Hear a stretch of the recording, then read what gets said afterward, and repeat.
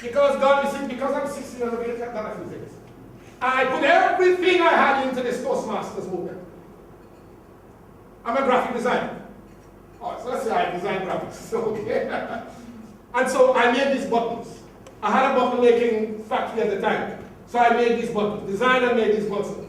It says, catch the district fever. This is on record. Right?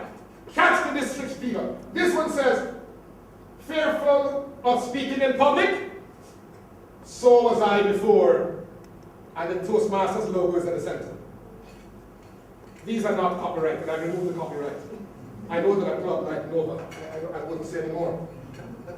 Creative communication conquers challenges with the TI logo. Toastmasters say better. I was not anybody in the Toastmasters movement, except what? Godfrey McAllister, yeah. Nobody asked me to do it. Nobody gave me the ideas. Nobody suggested it. I did it because I was driven. But then there were some things that TI didn't have. Well, of course, TI didn't have that. But as I was checking a few things, I realized something that I really had completely forgotten. That on our way to becoming a district, we actually had Toastmasters International Jamaica. Honestly, I completely forgot about that. And was it not for this brochure, which has a familiar face on it, I would have forgotten that I was the first president of Toastmasters International Jamaica. I completely lost in my memory. I've been lost in many people's memories too. But this is something else that we did. And this here gave you all the various clubs that existed. So I wasn't talking about pace setters. I was seeing this as a district.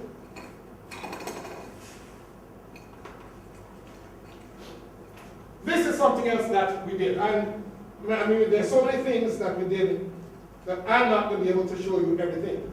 But this is something that I must show you. When you are driven and you have a goal, you have to have motivation.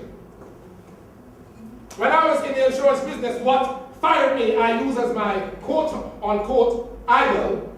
I didn't worship it, but it was my goal because I need to change that word. It was a horse. And some of the time I'll tell you the story about the horse. But TI was not about to do this for me. So you know what I did? I did it for myself.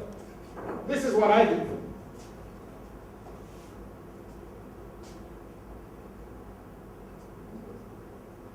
And if you think that I'll stand here and let this take up my time, you'll make a mistake. You just pass it around there in the meeting. But the bottom line is that this here was my motivation. I tracked my progress on this. And I designed this and used this as my driving star, as my guiding star. Not my driving force, but my guiding star. But I want to show you something else about the culture that we talk about in Toastmasters. I know that everybody is not as driven as I am. So I give God thanks for what He has given to me. And my commitment is always to share. So I designed these for all the various people with whom I interacted. And this is a mini version of that.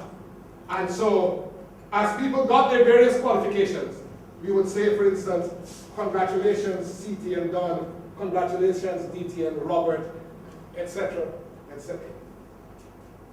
It is fair for me to say that when it comes to my commitment to Toastmasters,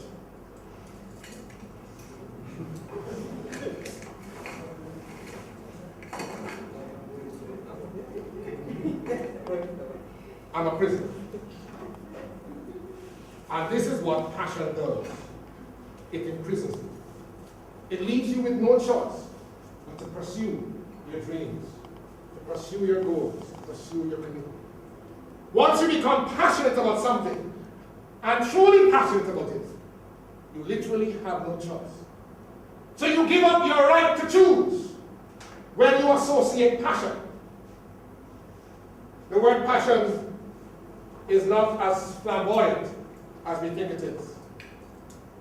And perhaps the best illustration that I can give you to teach you the meaning of the word passion is to remember the name of Mel Gibson's all-time record-breaking film. What is it? The Passion of Christ. The word passion comes from the Greek word pasco. For those of you who are avid churchgoers, you hear the pastor talking about the Paschal Lamb. Pasco means suffering. In order for you to live your passion, in order for you to have a passion and live it, you will suffer. It's a price you got to pay. And you got to decide whether you want to pay the price. Yes, I have lived the Toastmasters dream. I took a little sabbatical. I'm back in now.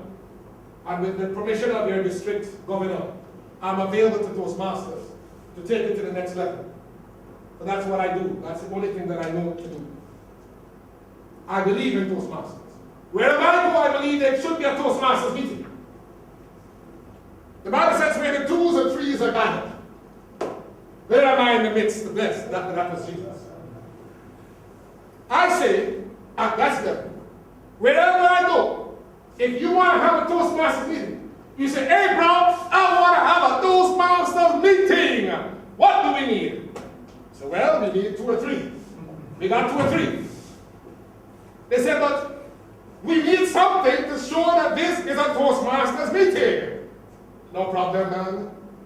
No problem, man.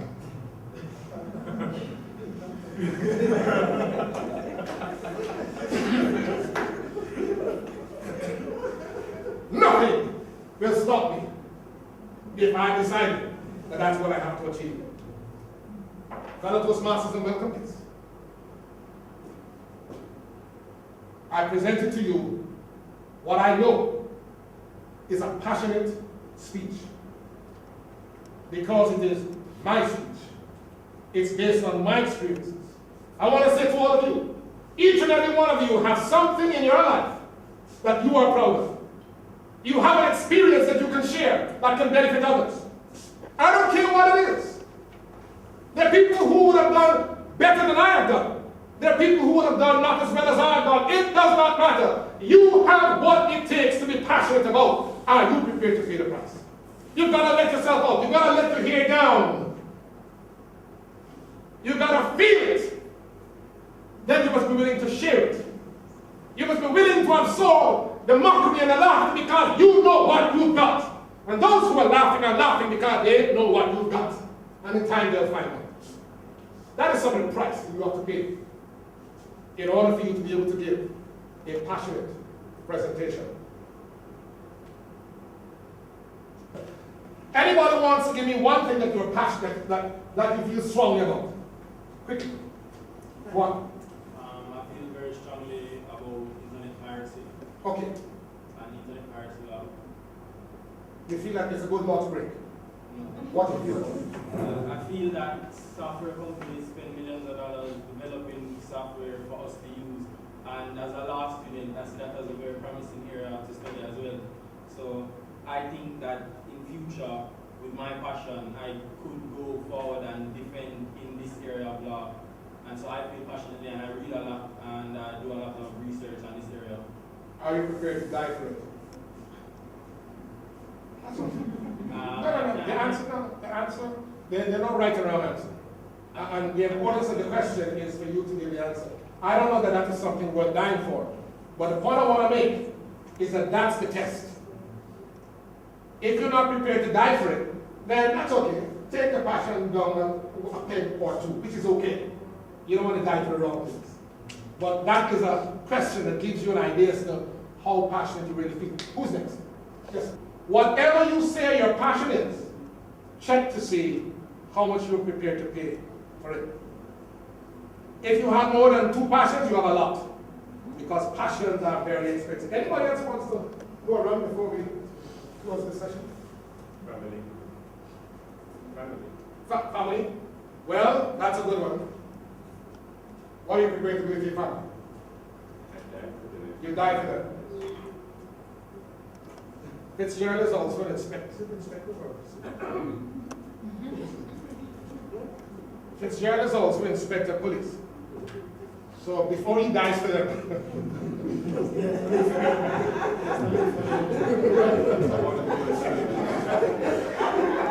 I'll be very disappointed if he does also die. but that's okay. That's okay. That's okay. People, do you understand what I'm trying to say? I'm asked to speak presenting with passion. And what I've done, I've not taught you anything at all that Toastmasters has taught you. I focus on passion. And what I've said is that you've got to have what it takes to speak, to present. You've got to stick to the topic that you know about. It doesn't make sense to speak on somebody else's topic. And even if it is not your topic, you've got to research it so well. And then you must adopt it. It must become yours before you can speak passionately. I don't care how hypocritical you are. I mean, how much you can pretend. People can see through pretense very easily. When you feel it, when you are speaking from your gut, from way down inside, everybody knows. And the evidence is usually there to show it. To bring this session to a close, I want to share with you the words and probably playing in the background a little bit of the tune of this song that means so much to me. I believe when I had the distinct pleasure of introducing Fitzgerald to the Toastmasters movement, I believe I asked him to come and sing for us. And just in case you think that I have no pedigree, you see, let me just remind you, probably my best piece of artwork I never even show you. Ha-ha! Don't mess with me up.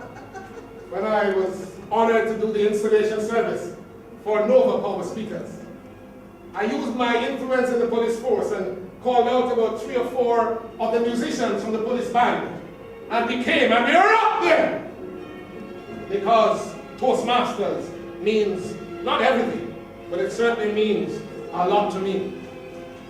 And so the words, as we hear the music in the background, you have the words in front of you. To dream the impossible dream, to fight the unbeatable foe, to bear with unbearable sorrow, to run where the brave dare not go, to right the unrightable wrong, to love pure and chase from afar, to try when your arms are too weary, and to reach the unreachable star.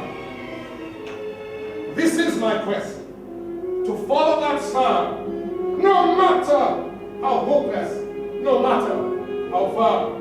To fight for the right without question or pause, to be willing to march into hell for that heavenly cause. And I know, oh yes I know, if only I be true to this precious, to this glorious quest, that my heart will be peaceful and calm when I'm laid to my rest. And the world will be better for this, that one man, one woman, one boy, one girl, scorned and covered with scars, still strove with his last ounce of courage to reach the unreachable star.